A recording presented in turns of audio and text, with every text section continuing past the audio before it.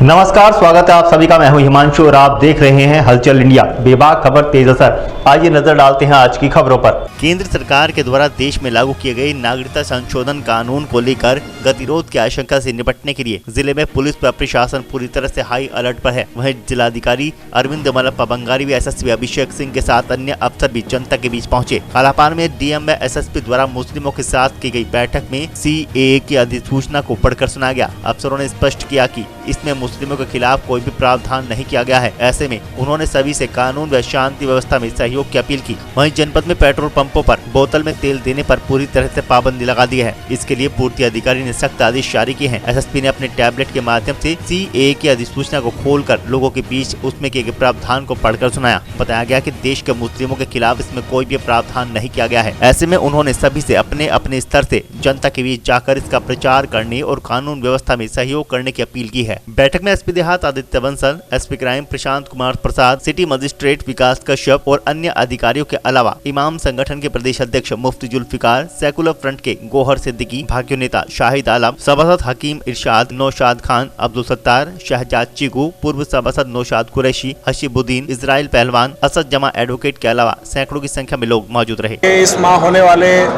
जल्दी अनाउंस होने वाले इलेक्शंस और हमारा पाक माह रमज़ान की शुरुआत आज हो गई है और कल आया सीए नोटिफिकेशन।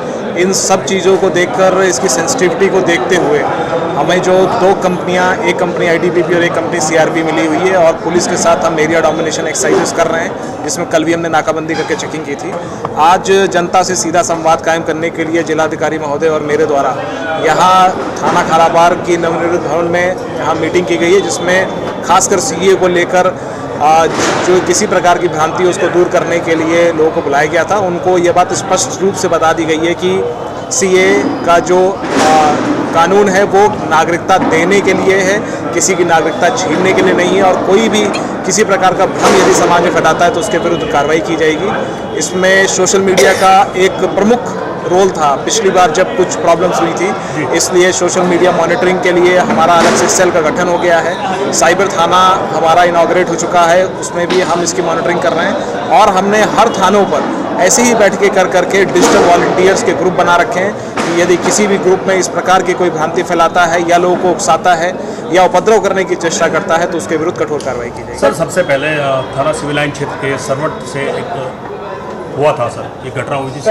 बड़ा बवाल हुआ था। जी हाँ, ये पिछली बार जो थाना सिविल लाइन के सरवट क्षेत्र पर कुछ भीड़ इकट्ठा हो गई थी, कुछ उसमें उपद्रव हुआ था, उसके लिए हमने मेजर्स ले लिए हैं। हमारे फोर्टिफिकेशंस के नए हमने एंटी राइड इक्विपमेंट्स मंगा लिए हैं जो आज इन प्लेस हो जाएंगे।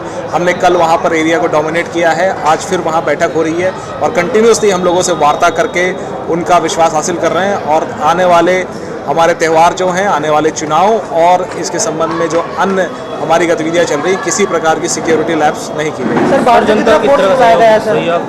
आज आपने अपने सामने देखा, कम से कम यहाँ पर 300 से 400 मस्जिद लोग समाज के मौजूद थे और जिसने खुलकर पुलिस प्रशासन का सहयोग करने के हमें आश्वासन दिया है। और नीचे भी अपने यहाँ मेरी उम्मीद है कि वो किसी प्रकार की भ्रांति को उत्पन्न नहीं होने देंगे और यहाँ पर बताई हुई बातों को अपने यहाँ बैठकों में बताएंगे। सर, फोर्स से बुलाया गया कुछ बात? हाँ, इसमें एक कंपनी आईटीबीपी और एक कंपनी सीआरपीएफ हमारे पास समय जनपद में मौजूद है। सर, सीसीटीवी कैमरे से भी नजर रखी जाएगी? जितने भी हमारे मस्जिद हैं और जितने भी हमारे इम्पोर्टेंट पब्लिक प्लेसेस हैं, हमारे मंदिर हैं, सबके सीसीटीवी की चेकिंग हम कंटिन्यूसली कराते रहते हैं और उसका अपडेशन लेते रहते हैं। और उसके तहत आपने देखा भी और काफ़ी क्राइम भी वर्कआउट होता है हम लोग का, तो उस पर हमारी निगरानी बनी हुई है। देखिए, आज खालापार जो नया थाना बनी है उसका बिल्डिंग के अंदर आज जितने भी वरिष्ठ लोग हैं समाज के, शहर काजी साहब, मुफ्ती साहब और जनमान्य और प्रबुद्ध लोग हैं समाज के, उनके साथ जो सीए कल नोटिफिकेशन हुआ है उसके बारे में वार्ता की गई।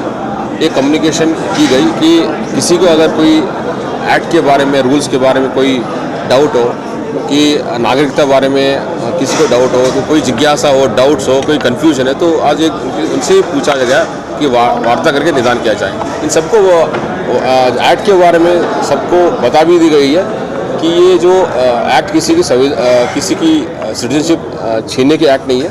जो परसिक्यूटेड नॉन मुस्लिम्स और जो माइनॉरिटी लोग हैं 3 देश के, उनके लिए नागरिकता देने की है एक्ट है। इसलिए इसके संबंध में कोई कन्फ्यूजन ना रहे, कोई अफवाह में ना रहे इसी के तहत आज इन सबसे वार्ता की गई। वार्ता बहुत सफल रहा एंड इसके बाद और कोई भी अगर किसी को कोई डाउट हो किसी आज भी या कभी भी वो आके हमसे मिल सकता है, कप्तान साहब से मिल सकता है, अपने डाउट क्लियर कर सकता है। अगर सर कोई विरोध प्रदर्शन करा किसी तरह का, उसके खिलाफ किस तरह की कार्रवाई होगी? नहीं, देखिए प्रजातंत्र में हर व्यक्ति को अपनी बात रखने का तरीका है, उस तरीके से अपनी बात रख सकता है। किस तरह का नहीं, पब्लिक ने सपोर्ट किया है, आप सबने देखा है, आप सबने सुना भी है, पब्लिक ने सपोर्ट किया है और कुछ लोगों की कुछ जिज्ञासा थी, उन्होंने उन सबको क्लियर कर दी गई कि एक्ट के बारे में क्या है और दो पन्ने की जो नोटिफिकेशन 2 पन्ने की है सबको बता भी दे कहाँ मिलता है और कप्तान साहब ने डिटेल में बताया है।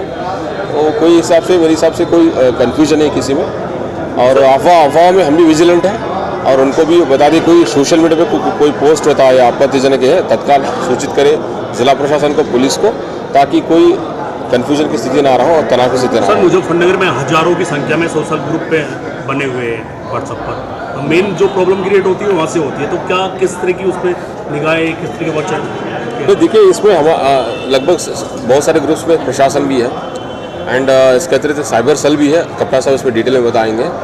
तो इसमें विजिलेंट है, वॉचफुल है एंड और सतर्क रहेंगे। वक्त हो चला है आपसे विदा लेने का। कल फिर होंगे हाजिर कुछ नई और ताज़ा खबरों के साथ। तब तक के लिए दीजिए हमें इजाजत। नमस्कार। हमारे YouTube और Facebook चैनल को फॉलो और सब्सक्राइब करना ना भूलें।